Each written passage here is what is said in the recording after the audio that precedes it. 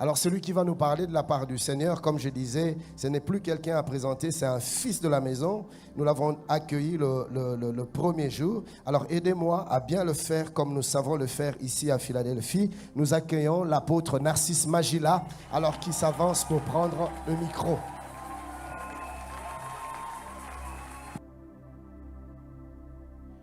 Père éternel, merci pour la grâce que tu nous donnes d'être encore une fois dans ta présence, d'être cette source qui va communiquer à ton peuple la pensée, ce canal par lequel tu vas passer pour toucher plusieurs ce soir. Je disparais pour que toi tu apparaisses et que tu communiques la pensée à ton peuple. Parle et visite, transforme et délivre, renouvelle et restaure. C'est au nom de Jésus que nous avons ainsi prié et nous disons Amen. Nous acclamons très fort pour le Seigneur, merci.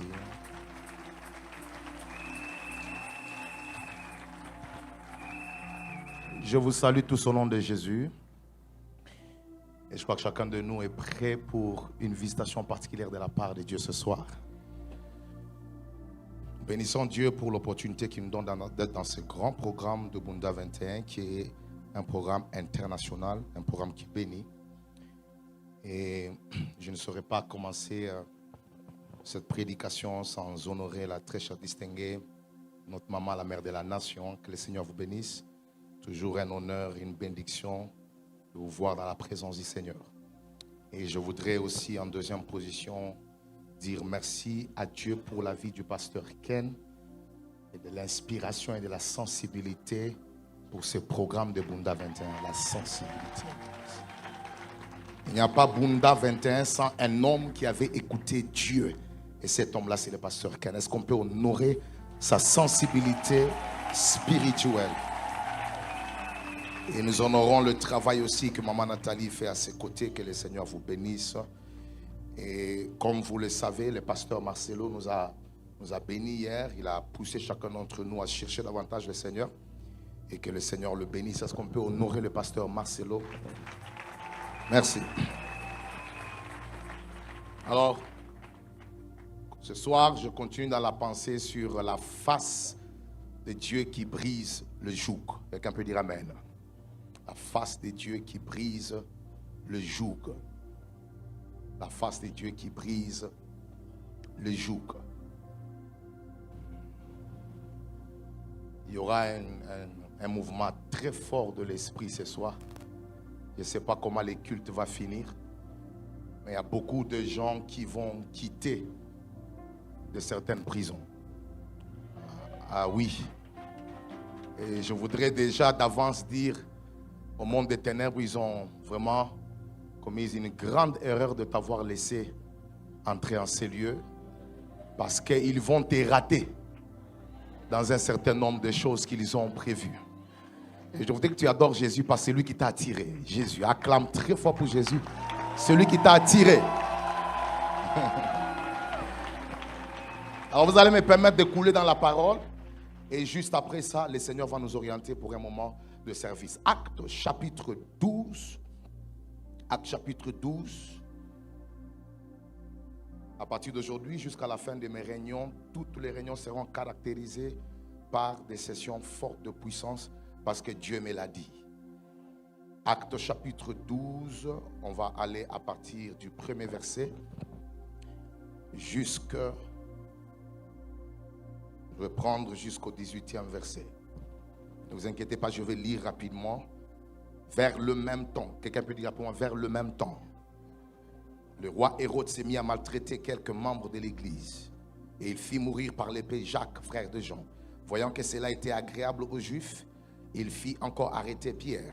Cependant, c'était pendant le jour de pain sans levain. Alors, après l'avoir saisi et jeté en prison, il est mis sous la garde de 4 escouades de 4 soldats chacune, avec l'intention de le faire comparaître devant le peuple après la Pâque. Pierre donc était gardé en prison et l'église ne cessait d'adresser pour lui de prières. Voilà, de prières à Dieu. Je veux qu'on fasse cette lecture ensemble, le verset 5. On y va, 4. Pierre donc était gardé dans la prison et l'Église ne cessait d'adresser pour lui de prières à Dieu. Je veux qu'on le dise encore un peu plus fort. Il y a une forte onction dans ce verset pour la soirée. Répète après moi. Pierre donc était gardé dans la prison et l'Église ne cessait d'adresser pour lui de prières à Dieu. Alors la nuit qui précéda le jour où Hérode allait le faire comparaître, Pierre, lié des 2 chaînes, dormait entre 2 soldats et des sentinelles devant la porte gardaient la prison. Et voici un ange du Seigneur survint et une lumière brilla dans la prison. L'ange réveilla Pierre en le frappant au côté et en disant, lève-toi promptement. Les chaînes tombèrent de ses mains. Et l'ange lui dit, mets ta ceinture et tes sandales. Et il fit ainsi. L'ange lui dit encore, enveloppe-toi de ton manteau et suis-moi. Puis sortit et les suivit, ne sachant pas que ce qui se faisait par l'ange fut réel, s'imaginant avoir une vision. Lorsqu'ils eurent passé la première garde puis la seconde, ils arrivèrent à la porte de fer qui mène à la ville et qui s'ouvrirent d'elle-même devant eux. Et ils sortirent et s'avancèrent dans une rue. Est-ce qu'on peut acclamer pour la parole du Seigneur? Merci.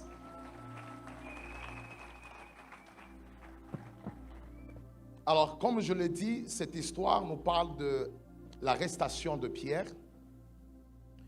Pierre qui se retrouve arrêté parce que le roi Hérode est dérangé par l'explosion de l'évangile, par le réveil qui est en train de prendre place.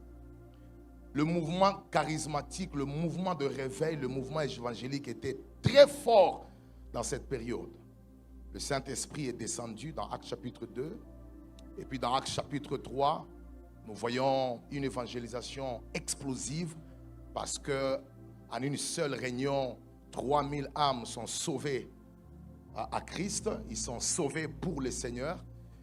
Et ce qui m'étonne, c'est de voir que cette croissance, parce que Jésus laisse une petite assemblée de 12 disciples, et cette assemblée passe de 12 disciples à 120 qui sont dans la chambre haute, et de 120 à cause de l'évangélisation, 3000 âmes sont sauvées. Et quand vous avancez légèrement vers le chapitre 5 du livre des Actes des Apôtres, vous voyez qu'à cause de la multiplication et de l'augmentation exponentielle de miracles, la Bible dit qu'ils sont passés de 3000 jusqu'à 5000 déjà à partir de la guérison du boiteux du temple. Et après ça, ils ne pouvaient plus compter le nombre de personnes qui étaient sauvées. Alors, comme ils étaient incapables de compter, ils ont commencé à exploiter l'expression qui dit le nombre de ceux qui croyaient s'augmentait de plus en plus, pour dire que c'était au-delà et qu'ils étaient incapables de compter. Et alors le réveil a embrasé sérieusement l'Asie, a embrasé Jérusalem, et même le roi qui était en place a senti que quelque chose était en train de se passer. Et c'est comme ça qu'il va utiliser son épée pour tuer Jacques, maltraiter les gens de l'église, et après cela, on va prendre notre leader du nom de Pierre pour le mettre en prison. Et l'église va se mettre à prier. Et en priant, ce qui se passe, c'est que l'ange de Dieu est libéré dans la prison. Une lumière éclaire le lieu. Et ce qui m'est béni dans ce texte, c'est de voir que dans la délivrance de Pierre, il n'y avait pas seulement une responsabilité divine, il y avait aussi une responsabilité humaine. Parce que lui aussi devait s'habiller par lui-même, il devait mettre les chaussures, il devait se rassurer que la ceinture est au point. C'est-à-dire que dans ta délivrance, il y a ta participation. Et cet homme va se retrouver, quand il se trouve devant la porte s'ouvre d'elle-même et la délivrance est opérée. Est-ce qu'on peut d'abord acclamer pour le Dieu de la délivrance?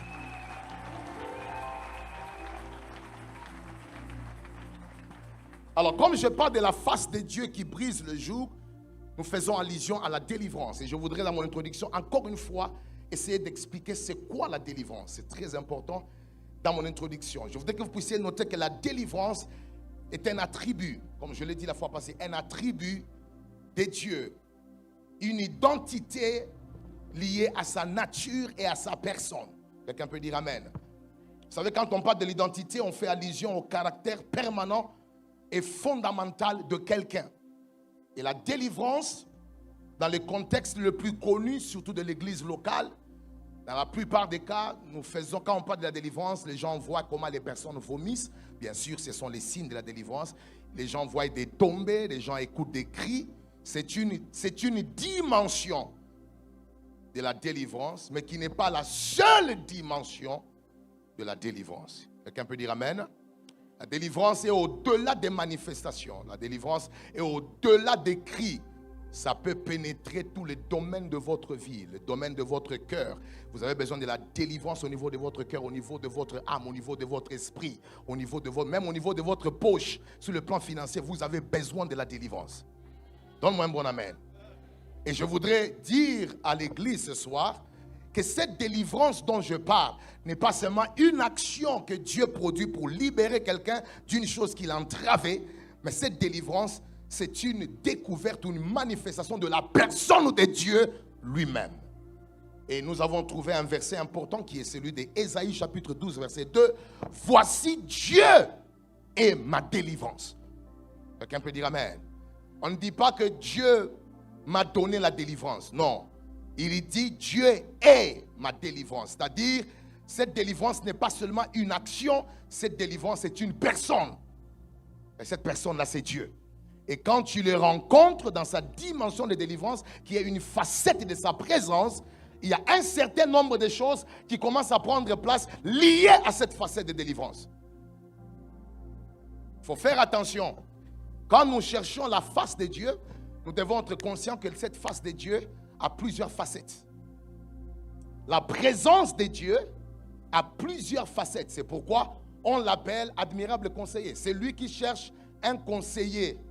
Dieu, il va agir en termes de conseils, mais quand vous avez besoin d'une libération, il devient le Dieu de la délivrance parce que chaque profil de sa personne précède un problème.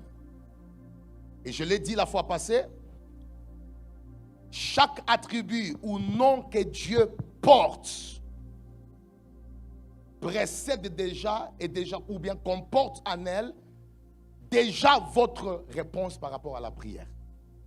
C'est pourquoi quand il s'appelle Jéhovah Jireh, c'est parce qu'il sait que tout celui qui manque, il est celui qui peut pourvoir.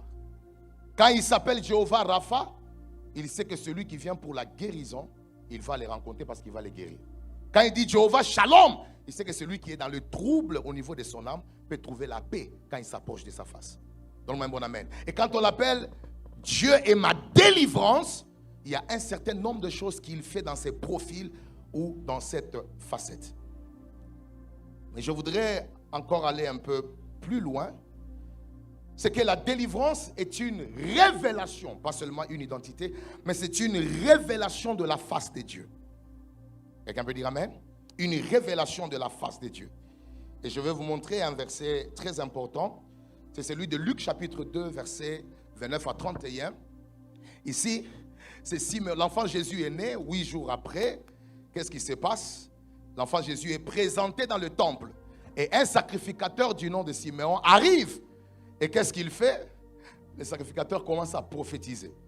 Et en prophétisant, il dit, voilà, cet enfant est destiné à faire ceci, cela, à devenir un signe de contradiction. Il parle, mais je bénis le Seigneur parce que dans sa prophétie, il a découvert une identité de Dieu. Il a découvert une révélation par rapport à l'identité de Dieu, de Jésus-Christ.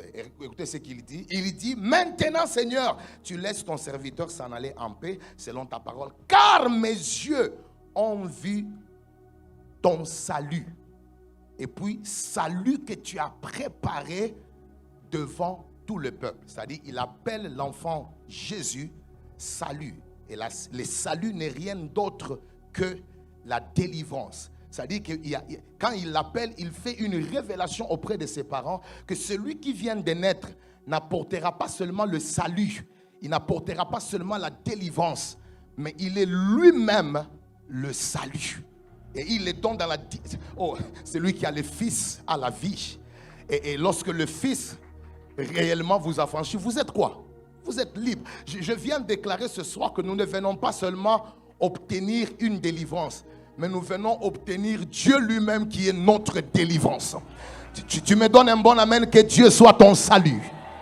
Je dis qu'il soit ton salut et ta délivrance. Alors quand vous lisez Hébreux chapitre 1 verset 1 jusqu'à 3, j'aime ce que la Bible dit. La Bible dit, après avoir parlé à nos pères à plusieurs reprises et de plusieurs manières, qu'est-ce qu'il a fait? Dieu, dans ces derniers temps, nous a parlé par le Fils qu'il a établi comme héritier de toutes choses, par lesquels il a aussi créé le monde. Et qui est-on, ces fils-là? Le reflet de sa gloire et l'empreinte de sa personne. Quelqu'un me dit Amen. C'est-à-dire que quand Christ vient, Christ est venu comme une révélation de la face de Dieu. Il est l'image du Dieu invisible. Et quand il vient, on l'appelle salut. C'est une révélation du Dieu invisible. Nous n'avons jamais vu Dieu, mais la venue de Christ est venue pour que nous puissions connaître qui est ce Dieu invisible que nos yeux ne peuvent pas percevoir. Et il vient comme le salut dans ces réunions de Bunda 21. Il vient comme la délivrance dans les familles qui sont captives. Il vient comme la délivrance par rapport à ceux que Satan a liés au niveau de la santé. Et je prie que celui qui croit que Jésus est son salut, qu'il acclame très fort pour sa présence en ces lieux. Alors, je voudrais que vous puissiez encore noter, parce que j'essaie de faire comprendre le contexte de la délivrance, c'est que la délivrance est aussi une conséquence directe de la révélation de la face de Dieu. Donne-moi un bon amen. C'est une conséquence directe de la révélation de la face de Dieu. C'est-à-dire que toute le fois que quelqu'un a rencontré la face de Dieu, ou Dieu a révélé sa face à un homme, la délivrance devient comme une preuve que cette personne a rencontré Dieu. Et où est-ce que j'ai trouvé cela? C'est par rapport au texte que le père de la maison a exploité. Quand vous lisez dans Genèse 32, verset 30, regardez, Jacob, quand il rencontre l'ange, écoutez ce qu'il dit. Jacob appela ces lieux du nom de Péniel, car, dit-il, j'ai vu Dieu face à face. Mais maintenant, écoutez, après avoir vu Dieu face à face, et il dit, et mon âme a été sauvée. En d'autres termes, mon âme a été délivrée. Pourquoi? Parce que j'ai vu Dieu face à face. La délivrance est devenue une conséquence directe de la révélation de la face de Dieu. Toutes les fois que un homme trouve la face de Dieu, parce que c'est une réalité spirituelle, on ne va pas trouver la face de Dieu juste dans l'imaginaire, mais dès l'instant où quelqu'un a trouvé la face de Dieu, dans le monde physique, il y a une délivrance qu'il doit prendre dans son âme, une délivrance qu'il doit prendre dans sa vie, parce que tu ne peux pas rencontrer Dieu et ne pas expérimenter la délivrance au niveau de ton âme. Je viens déclarer dans la soirée d'aujourd'hui, tu ne rencontreras pas l'apôtre Narcisse, tu ne rencontreras pas le pasteur Ken. Il y a un Dieu au-dessus de nous tous qui veut se révéler à toi. Et s'il se révèle à toi, tu diras aussi comme Jacob, je l'ai vu face à face et mon âme a été sauvée. Je l'ai vu face à face, mon mariage a été sauvé. Je l'ai vu face à face et ma nation a été délivrée. Je l'ai vu face à face et mon église a été libérée. Je prie ce soir que Dieu te rencontre et que sa face puisse produire la manifestation de la délivrance. Donne-moi un bon amen. Alors je voudrais dire à l'église, à chaque révélation de la face de Dieu est attachée une délivrance. On ne peut pas dissocier la révélation de la face de Dieu avec la délivrance. Quand vous regardez la vie de Jacob, pourquoi il dit mon âme a été sauvée? Regardez un peu la vie de Jacob. C'est un homme il fut quand même parmi les grands menteurs de l'époque. Ah oui, un grand menteur de l'époque, il a volé, il a fait quand même beaucoup de choses. Et puis sa vie était caractérisée par des pertes. Et vous savez, ce qu'il avait sémé dans la vie de son père a commencé à poursuivre sa vie. Lisez la vie de Jacob, vous allez voir.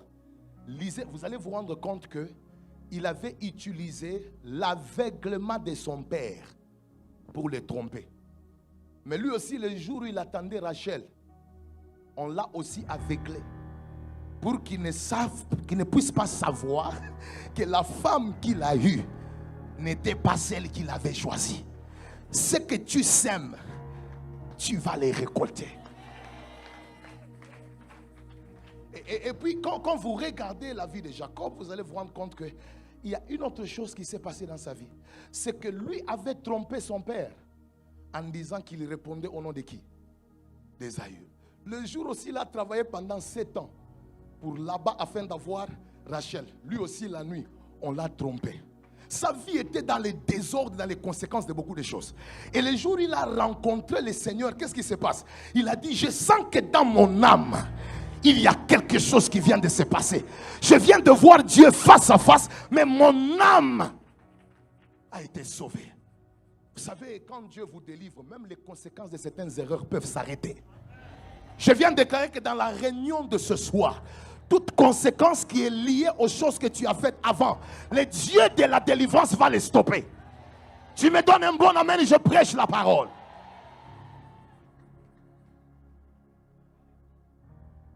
Alors je voudrais rapidement que nous puissions faire 2 remarques importantes. Tu peux écrire 2 remarques importantes sur Actes chapitre 12 verset 5.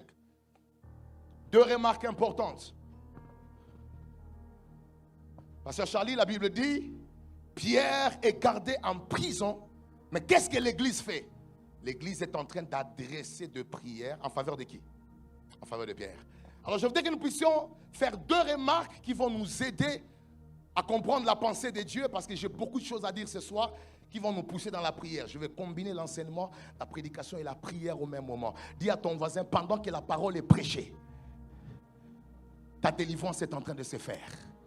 La Bible dit, il est renvoyé à sa parole. Et sa parole est guérie. La première remarque que je voudrais que vous puissiez noter, c'est que l'Église avait cherché Dieu continuellement. Pas pour qu'elle se révèle seulement à elle, mais à Pierre d'abord. C'est très important. L'Église avait cherché Dieu continuellement, pas pour qu'il se révèle seulement à elle, mais à Pierre d'abord. Je voudrais que vous puissiez constater que quand l'Église prie, l'Église n'est pas en train de prier pour que le Dieu de délivrance se révèle à elle. Non. L'Église est en train de prier pour que le Dieu qui est la délivrance se révèle à qui? Se révèle à Pierre. C'est très important de noter cet aspect. Et à partir de cette remarque, je dois établir quelques affirmations. La maturité, c'est lorsque on atteint la dimension de chercher Dieu continuellement pour qu'il se révèle aussi aux autres. Ah oui, la maturité spirituelle, c'est lorsque on cherche, on atteint la dimension de chercher Dieu continuellement pour qu'il se révèle aussi aux autres.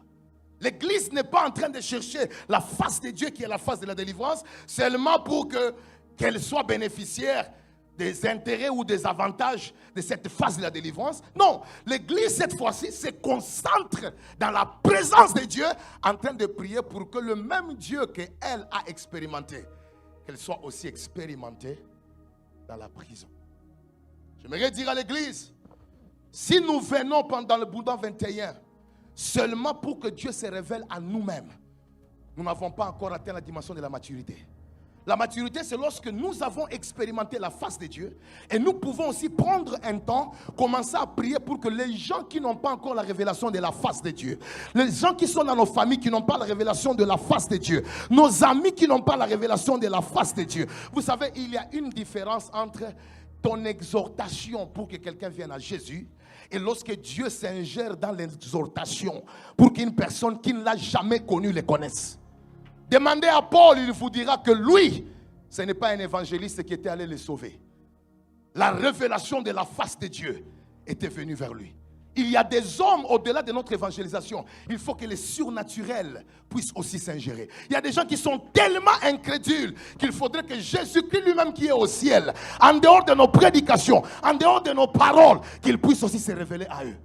Et une église qui a monté dans la maturité, qui a grandi sérieusement, peut aussi chercher le Seigneur pour qu'il se révèle aussi à d'autres personnes.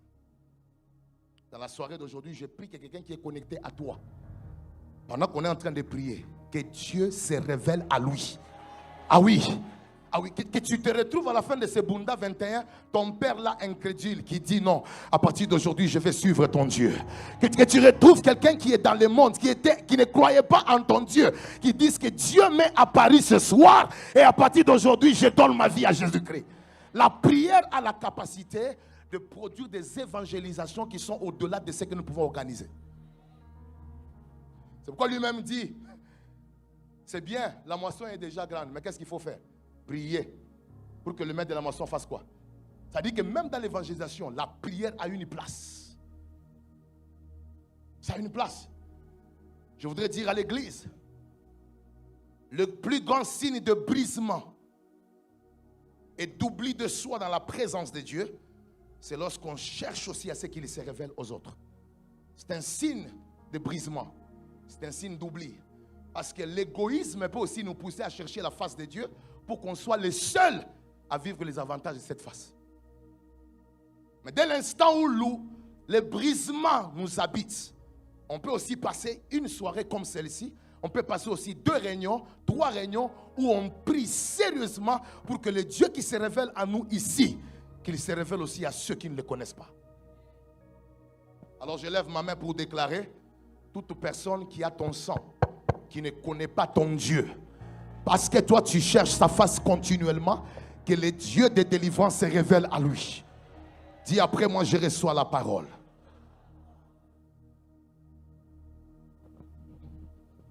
Écoutez, je voudrais que nous puissions voir la deuxième remarque. La deuxième remarque, nous sommes toujours par rapport au verset de base. Pierre donc est gardé en prison, mais l'Église n'a cessé d'adresser pour lui de prières à Dieu. La deuxième remarque, je voudrais dire à l'Église, c'est que l'Église avait fait de la situation de Pierre un sujet de prière et non de moquerie et de critique.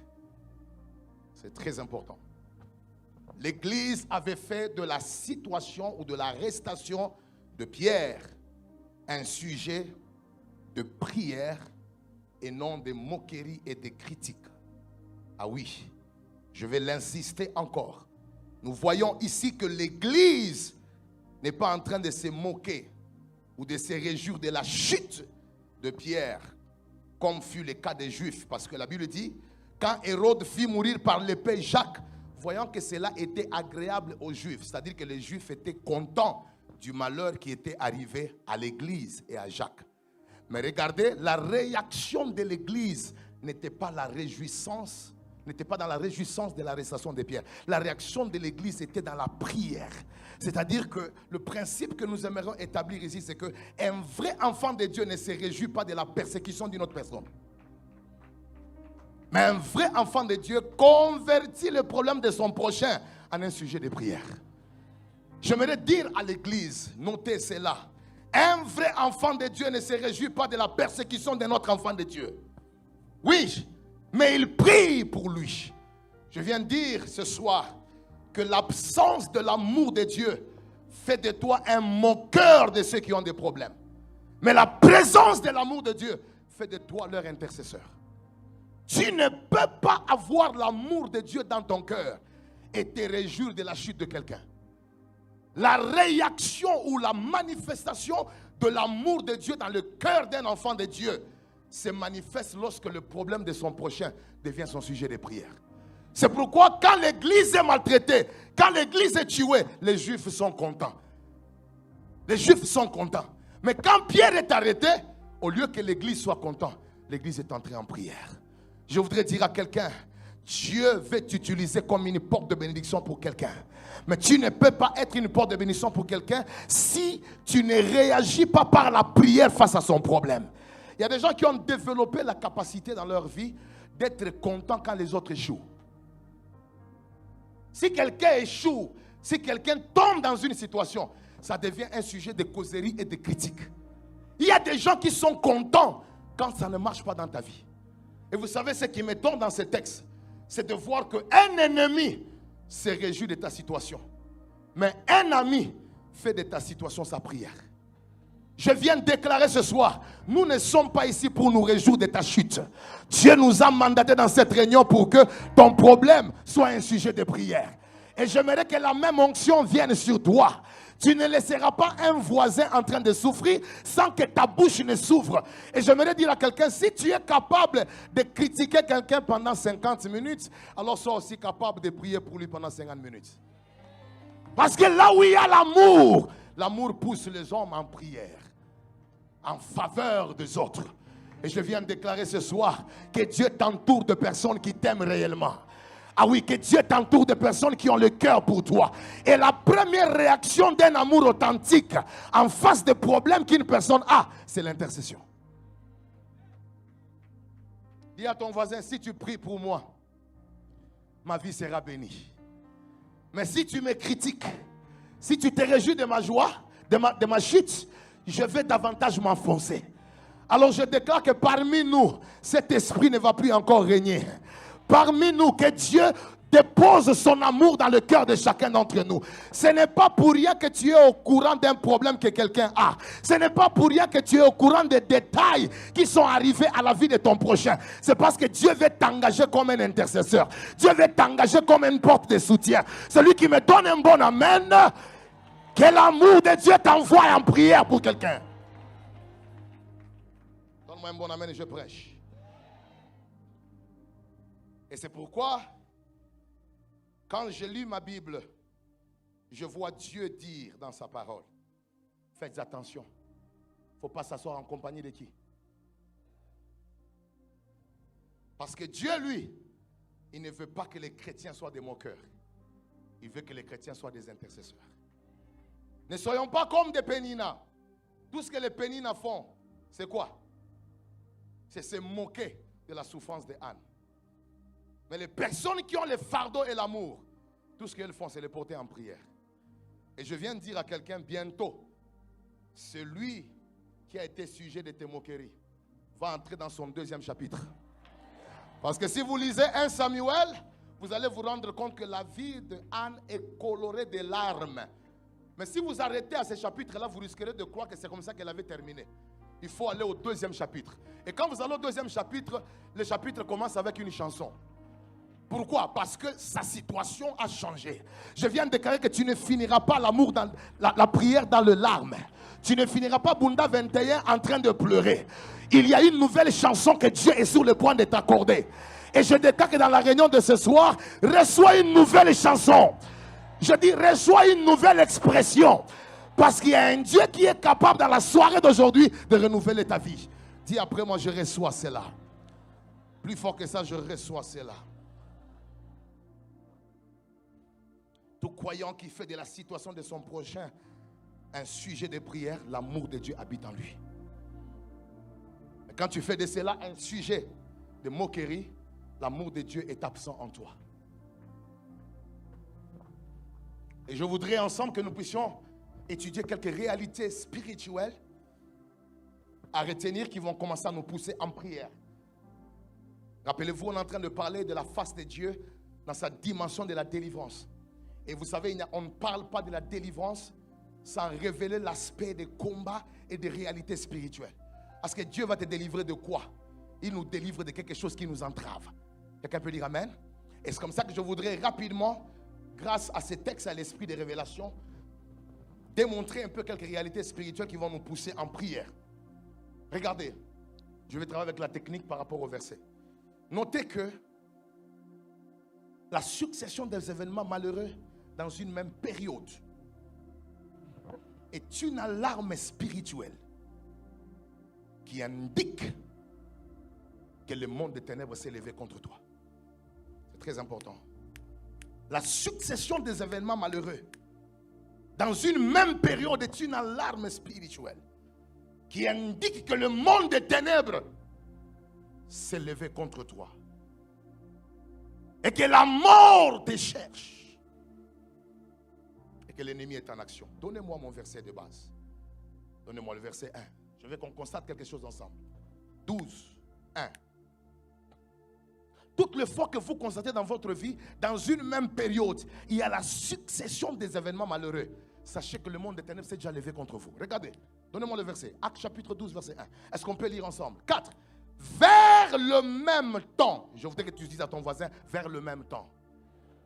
C'est-à-dire que vous devez noter que tous les événements qu'on va commencer à spécifier après cette expression se sont passés dans une même période. Alors, commençons maintenant à compter. Vers le même temps, 1. Le roi Hérode s'est mis à faire quoi?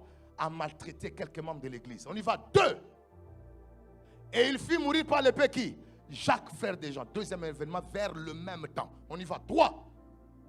Voyant que cela était agréable aux Juifs, il fit encore arrêter qui? Pierre. Dans un même temps, dans une même période, 3 événements désagréables se passent. Premièrement, l'église est maltraitée. Deuxièmement, une personne élevée dans l'église est tuée par l'épée. Troisièmement, Pierre est arrêté. Lorsque vous constatez dans votre vie, dans une même année, il y a des successions des événements malheureux. Ne prenez pas ça comme quelque chose qui est arrivé par hasard. Comprenez que le monde des ténèbres s'est levé contre votre vie. Comprenez que la mort s'est décidée de se lever contre votre famille. Donne-moi un bon amen, je parle. Dans un même mois, tu as raté l'accident. Dans un même mois, on a voulu te cogner. Dans un même mois, tu as connu des maladies bizarres. Dans une même année, dans une même période, accumulation des événements malheureux. Comprends que le monde des ténèbres a déjà fait de toi une cible qu'il doit achever. Et vous ne devez pas prendre ça à la légère. Beaucoup de gens, parfois, sont distraits. Ils pensent que ce qui arrive doit être expliqué par la logique. Non, c'est parce que j'ai fait ça, c'est pourquoi j'ai raté l'accident. Non, c'est parce que je n'ai pas fait attention. Mais regarde l'accumulation des événements que tu as connus dans une même période. Ceci est un signal que le monde des ténèbres s'est levé contre toi. Je viens de déclarer ce soir, si tu es de ces gens, de cette catégorie, de personnes qui cette année, vous avez accumulé des événements malheureux dans une même période, que le Dieu de délivrance puisse mettre fin à cela au nom de Jésus. Je viens de déclarer que ta vie n'est pas une succession des événements malheureux. Ta vie est une succession de l'accomplissement des promesses. Parce qu'il est écrit dans la parole de Dieu. Je connais les projets que j'ai formés pour toi. Ce ne sont pas des projets de malheur, mais ce sont des projets de paix. Que celui qui me donne un bon amen, que les malheurs que le diable avait déjà mis en succession connaissent ce soir une délivrance et une destruction par la puissance de Dieu. Tu me dis amen, Dieu te fait la grâce. Au lieu qu'il y ait succession de malédictions, au lieu qu'il y ait succession des événements malheureux, ta vie sera convertie en une fête, en une célébration. Tu me dis amen, Dieu te fait la grâce. J'ai envie de déclarer, au lieu qu'on dise que dans la même période, dans le même temps, tel est mort, tel est maltraité, mais le langage va changer ce soir. Oui, dans la même période de Bunda 21, on l'avait proposé. Dans la même période de Bunda 21, on l'avait donné la dot. Après, et puis il a trouvé un travail. Et puis dans la même période, il a voyagé. Et puis dans la même période, il a ouvert une compagnie. Il a ouvert une entreprise. Dans la même période, même à l'église, il a commencé à prophétiser. Dans la même période, je prie qu'il y ait accumulation des bénédictions et des événements puissants.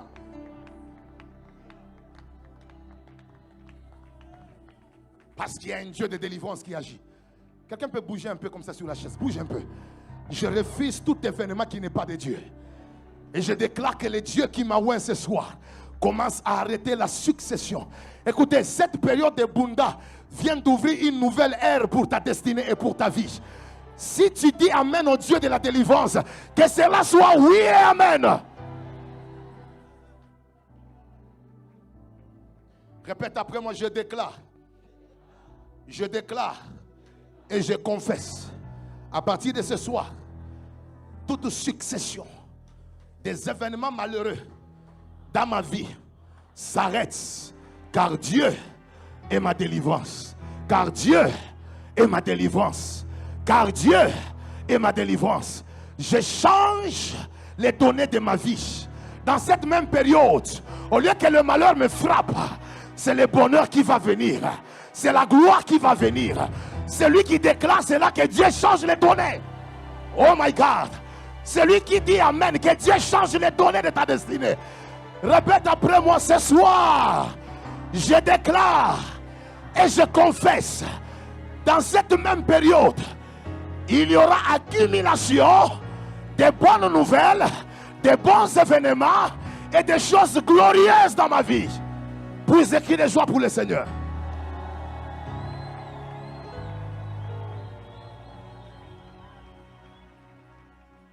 Deuxième chose, dis après moi, je vis déjà ma délivrance. Deuxième chose, mon ami, pendant que je méditais, le Seigneur m'a ouvert les yeux. Il m'a fait voir quelque chose. Il m'a dit, quand le diable veut déstabiliser une génération, Une église, une famille, il attaque premièrement les hommes colonnes.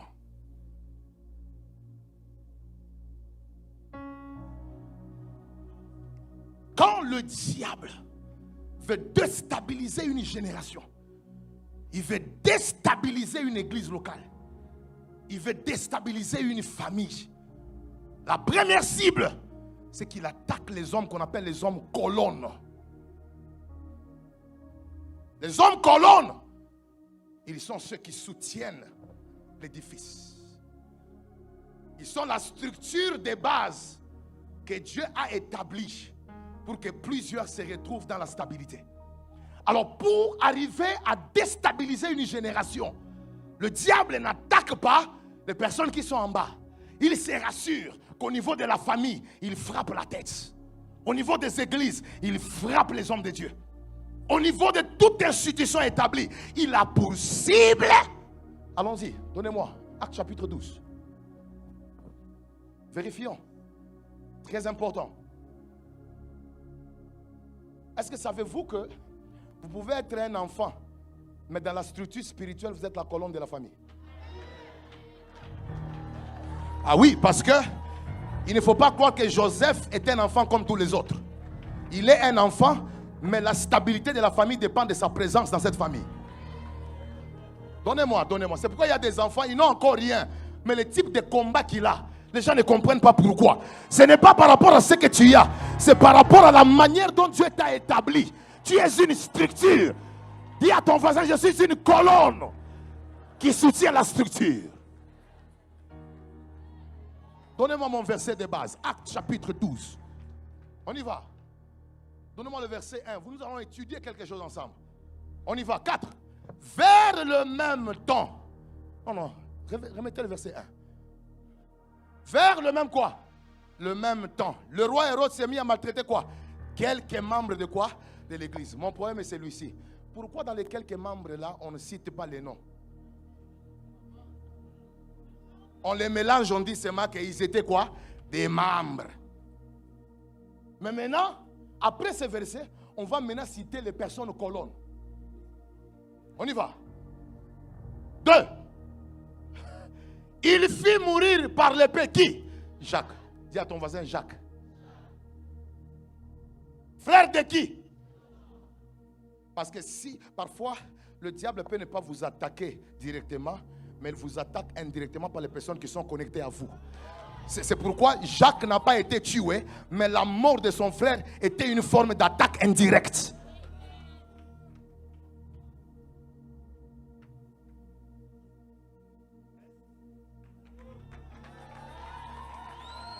Et maintenant continuons. 3.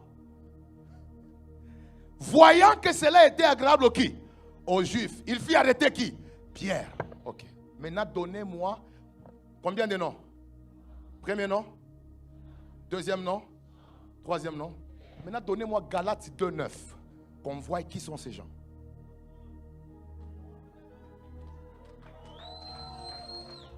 Qui sont ces gens? Parce que ce n'est pas par hasard. Qui sont ces gens? Galates 2:9. Alors on y va. C'est l'apôtre Paul maintenant qui parle. On y va. 4. Et ayant reconnu la grâce qui m'a été accordée. On y va. Jacques s'efface. Dis après moi, s'efface, c'est Pierre. Ok, reprenons. Jacques, Céphas et Jean, qui sont regardés comme des colonnes, me donnèrent à moi, Barnabas, la main de quoi? D'association, afin que nous allions nous vers le païen et eux vers les circoncis. Mon problème est celui-ci. Comment ces gens sont présentés comme des colonnes? Et quand Hérode attaque l'église, il prend le temps à bien cibler les personnes qui sont regardées dans l'église comme des colonnes. C'est parce que vous touchez aux colonnes, l'édifice tombe. Vous touchez aux colonnes, les fenêtres et les portes tombent. Je viens de déclarer que si tu es une colonne, ce soir Dieu va te délivrer.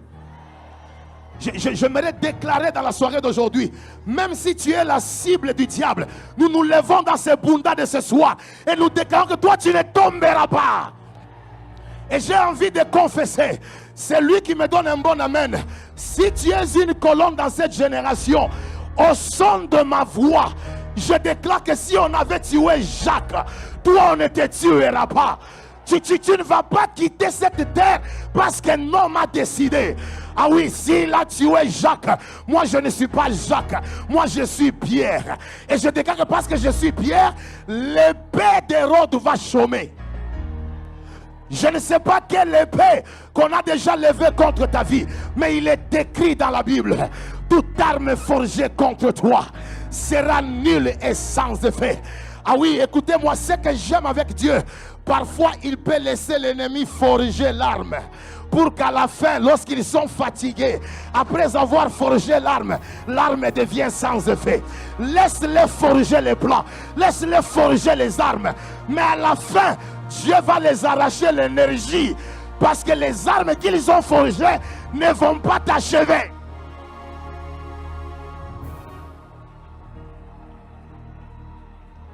Je lève ma voix ce soir. Tout celui qui est colonne dans sa famille, que le Dieu de délivrance te visite ce soir. Toute attaque qui attaque les colonnes, je demande à Dieu de t'assister. Mais aussi je m'adresse aussi au monde spirituel. Je déclare que sur ma nation congolaise, toute structure de la colonne que Dieu a établie au sommet, au niveau de la province, que la puissance de la délivrance le préserve au nom d'eux. Mais aussi je confesse au niveau de la ville de Kinshasa, si tu es une colonne, tu ne mourras pas avant ton temps. Dieu va te garder. Et dans ce Bunda 21 dit après moi: diable, tu ne mourras pas. Diable, tu m'as raté. Et ce que j'aime, la colonne sert souvent de référence. Parce que vous savez, quand on construit un bâtiment, la colonne précède la venue des autres éléments. Et on l'établit comme un point de référence pour que la ligne soit respectée. Vous savez, quand Dieu fait de toi une colonne, il fait de toi en réalité un modèle. Pour que quand les gens évoluent dans la vie, en te regardant toi, ils peuvent voir Jésus. En te regardant toi, ils peuvent savoir quel est un mariage qui glorifie le Seigneur. Je déclare qu'on ne va pas tuer les modèles de cette génération. L'apôtre Paul dit: soyez mes imitateurs, comme je le suis de qui? De Christ. C'est-à-dire, dans chaque génération, il y a des colonnes qui sont des références de la vie de Christ.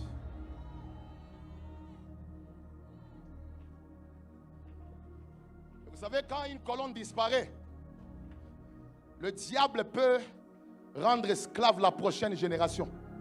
C'est pourquoi vous allez voir, on appelle Joseph père des pharaons. Pourquoi? Parce qu'il était une couverture spirituelle, il était une colonne.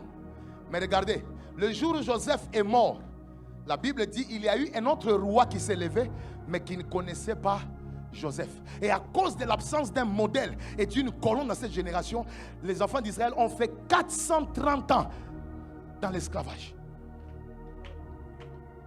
Donc quand le diable finit par tuer une colonne dans une famille, il a la capacité de mettre dans l'esclavage une génération.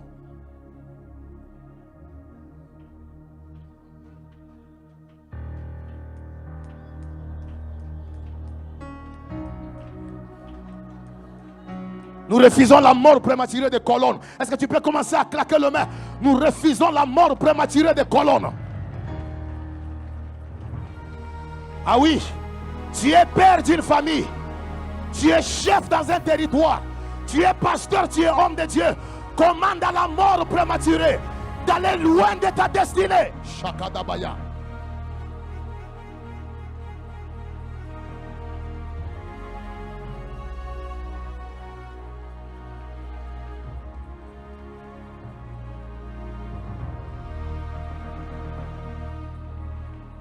Je sens la grâce. Je sens la grâce. Palisa kapaka. Que dia ya kotenda palish que venait. Oh my God. Est-ce que tu peux élever la voix en faveur d'une colonne?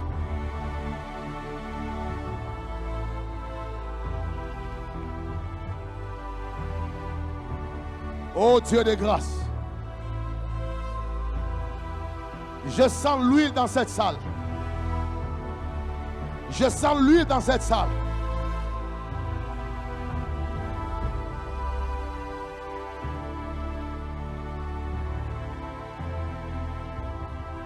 Mere soprekeba. On est en train de déclarer, les colonnes ne vont pas mourir, les colonnes ne vont pas tomber. Arakatapaya baba baba baba baba baba baba. Le rekete te brekente paya. Imanezo vekene painta. La recoso pene blandi abash. Je sens la grâce. Est-ce que tu peux citer un homme colonne de ta famille, un homme colonne de l'église, un homme colonne que tu connais? Déclare que la mort ne le frappera pas avant leur temps. Raketosh kebeba. Imana rakatataban. Sopere kente pliaba.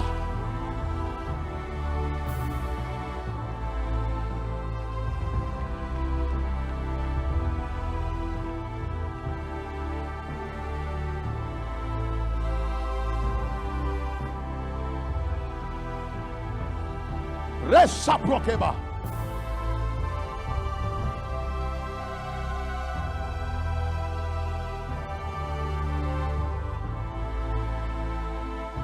Écoute, répète après moi au nom de Jésus. Tout homme colonne lié à ma nation, lié à mon église, lié à ma destinée, lié à ma famille, ne mourra pas avant son temps. Je déclare et je décrète toute mort prématurée qui tient à frapper un homme colonne lié à mon église, lié à ma destinée, commençant par moi-même, je déclare au nom de Jésus, Dieu de délivrance, révèle-toi à moi, révèle-toi à moi, car là où tu te révèles, la délivrance devient une réalité. Au nom de... Acclame très forte et tu peux t'asseoir. Tu peux t'asseoir. Dis après moi, je reçois la grâce de la longévité. Oh, quelqu'un entend. Je dis, je reçois la grâce de la longévité. Je ne mourrai pas, je vivrai. Écoutez, interdiction formelle à tout celui qui est encelé de mourir avant son temps. Ah oui, écoute, je voudrais que tu le saches. Il y a des choses que Dieu a à faire avec toi. Il y a des choses que Dieu est en train de préparer pour ta destinée. Et je déclare que toute voie de la mort que le diable veut utiliser, ce soir nous les bouchons, nous les bouchons. Je dis nous les bouchons, nous bouchons le voie de la mort, nous les bouchons, nous les bouchons. Apprenez ceci. Notez ceci, généralement. Troisième chose, notez ceci, généralement, c'est dans l'absence de la prière que le diable travaille d'une manière interrompue dans nos vies.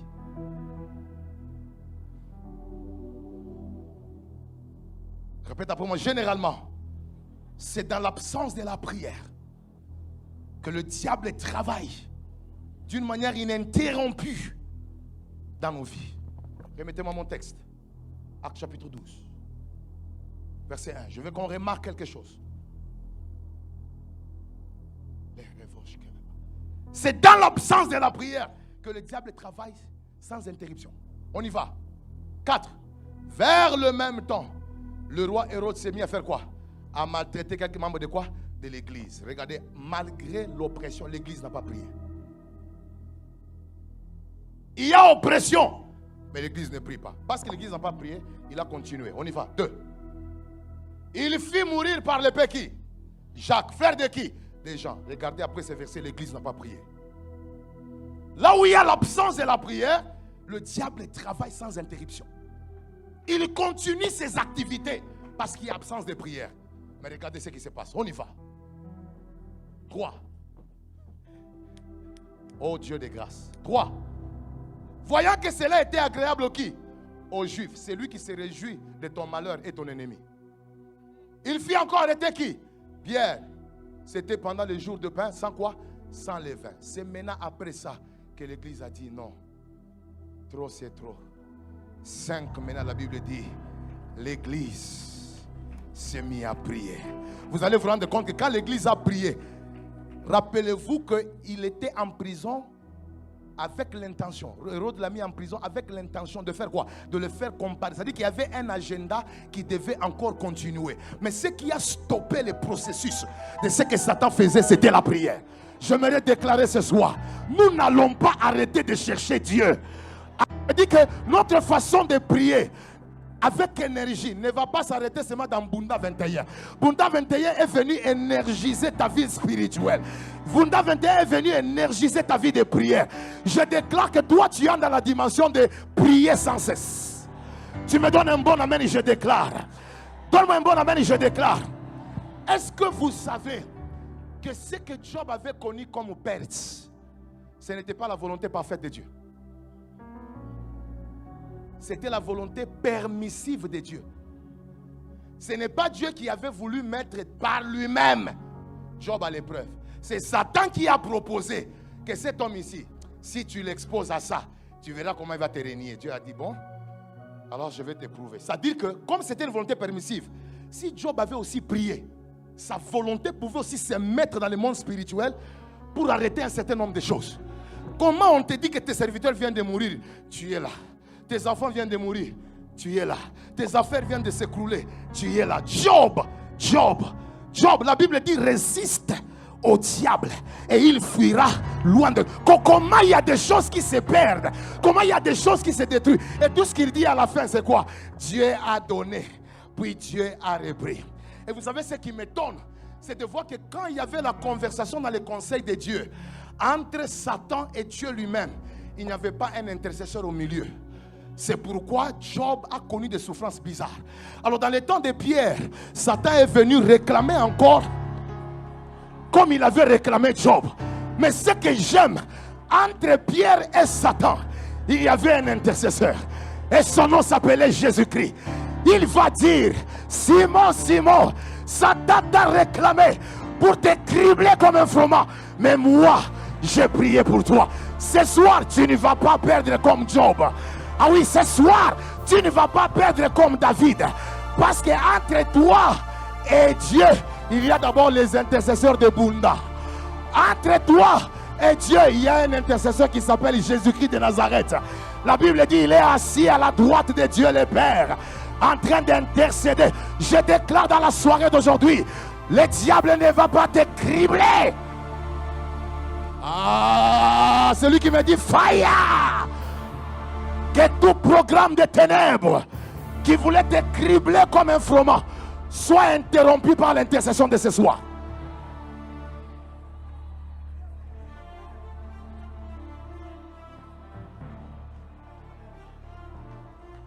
Qui veut te manger? J'ai dit qui veut te manger? Et puis mon ami, j'ai compris que dans le monde des ténèbres, quand on veut tuer un homme, on utilise la typologie. C'est-à-dire qu'on lui donne une forme avec laquelle on va la tuer.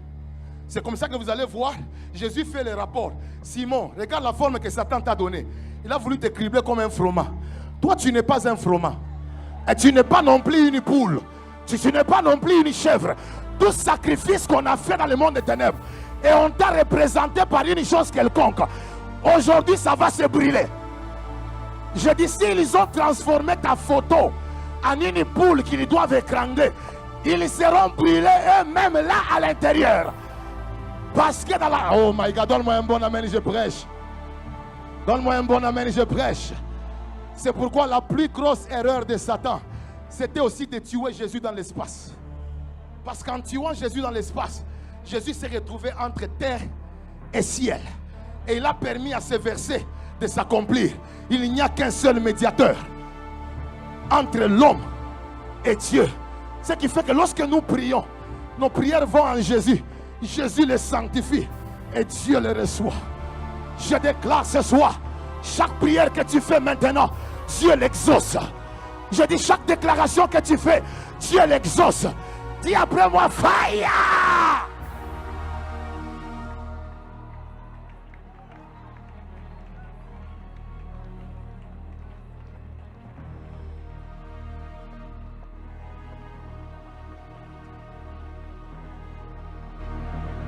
Je dis à l'église, il ne faut pas arrêter de prier. Je dis, il ne faut pas arrêter de prier. Parce que quand vous arrêtez de prier, Satan travaille. On peut voyager dans les actes des apôtres. On va voyager pour voir que partout où il y avait la prière, Satan n'a pas travaillé. Mais là où il y avait l'absence de la prière, il a travaillé. Dans Actes chapitre 1, ils sont en prière. Satan n'a pas travaillé. Dans Actes chapitre 2, ils sont en prière. L'Esprit de Dieu est descendu. Dans Actes chapitre 3, ils vont au temple. À l'heure de quoi? De la prière. Satan n'a pas travaillé. Dans Actes chapitre 3, 4, ils sont arrêtés où? Ils sont arrêtés où? En prison. Et quand ils ont prié, qu'est-ce qui s'est passé? Il y a eu tremblement. Il y a eu quoi? Dans Jean chapitre 5, il y a absence de la prière. C'est pourquoi un couple, Ananias et Saphir, ils ont connu quoi? Ils ont connu la mort. Parce que quand vous lisez dans ce texte, il y a l'absence de la prière. Dans Actes chapitre 6, il n'y a pas la prière. C'est pourquoi il y a division. Il y a maintenant, au niveau de distribution de nourriture, il y a la division, il y a les mésententes. Dans Actes chapitre 7, il n'y a pas la prière. C'est simplement une prédication. Et puis à la fin, on tue même celui qui a prêché. Étienne, paf, il est même parti. Après avoir bien prêché. Mais la mort l'a eu. Dans Actes chapitre 8, qu'est-ce que vous voyez? La persécution continue. Et il y a l'absence de la prière. Dans Actes chapitre 9, regardez. C'est maintenant Paul qui respire la colère et tout. Mais dans Actes chapitre 10, attention, il y a la prière de Pierre. C'est Corneille. Il est en train de prier et quelque chose se passe. Là, il n'y a pas de trouble. Il n'y a que la visitation de Dieu face aux païens. Dans Actes chapitre 11, il y a discussion dans l'église parce qu'il y a des problèmes doctrinaux.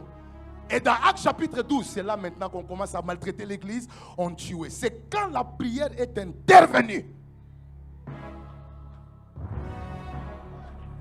Je viens de déclarer, aujourd'hui, entre toi et tes adversaires, la prière va monter. Je dis qu'entre toi et ta malédiction, la prière va monter. Celui qui me dit amen, les choses changent. Je dis celui qui me dit amen, l'atmosphère change. Je dis celui qui me dit amen, l'atmosphère change. Et pendant que je suis en train de prêcher, j'aimerais dire à quelqu'un, ces 4 déclarations changent ta vie. Dis après moi, 4 déclarations.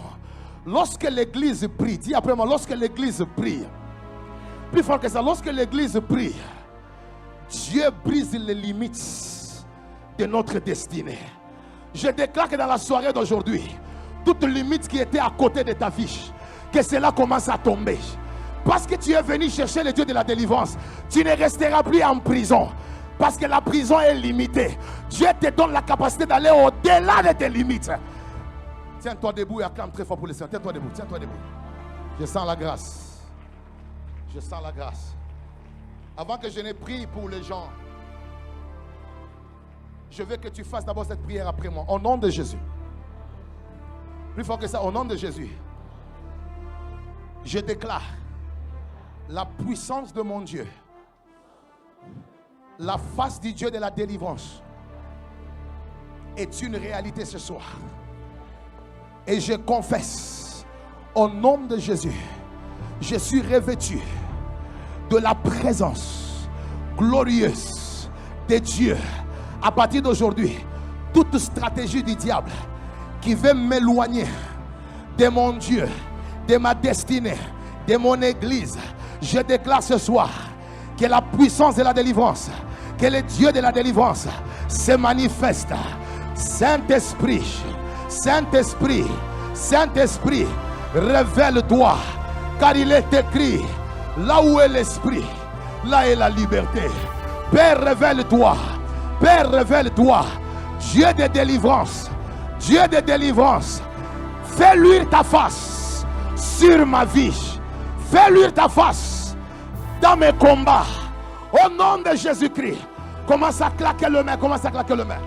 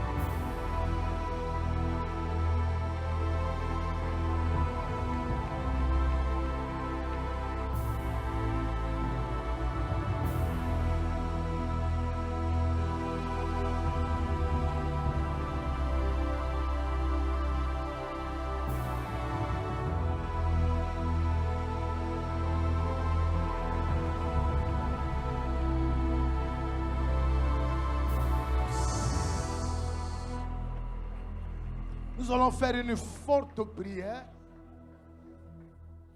pour déclarer la libération de l'onction de délivrance sur tous les 3 espaces. Je ne sais pas comment on va faire, mais je vais demander au protocole de se disperser un peu partout. Dieu m'a dit dans la soirée d'aujourd'hui, à partir de l'intervention de ce soir, jusqu'à la fin de mes réunions, il y aura des grandes délivrances qui vont prendre place dans la salle. Des grandes délivrances. Il y a même des gens, après cette réunion, ils continueront même dans le rêve en train de voir leur délivrance qui continue. Parce que Dieu va se révéler à eux comme la délivrance. Alors je veux que tu répètes après moi, au nom de Jésus. Plus fort que ça. Au nom de Jésus. Esprit géant. Esprit de mort. Toi qui étouffes les hommes colonnes de l'église, des familles, des différents territoires, tu étouffes leur destinée. Tu étouffes leur mandat. Ce soir, en tant qu'église, nous nous levons avec la révélation du Dieu de la délivrance et nous déclarons libérer toute colonne qui est appelée à assurer la stabilité dans cette génération, au niveau de mon église, au niveau de ma famille. Libérez les hommes colonnes. Libérez les hommes colonnes. Claque le main, commence à prier, commence à prier.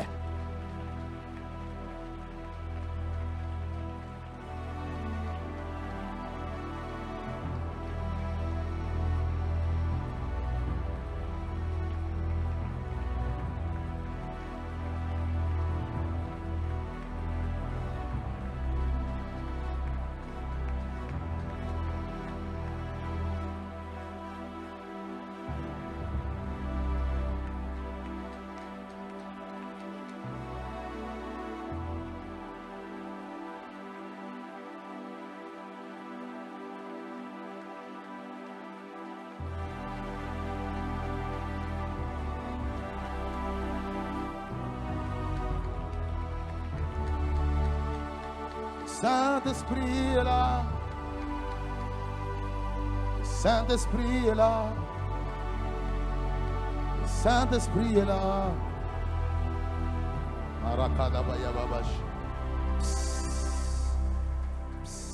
Levez le main, église, levez le main. Levez le main. Levez le main.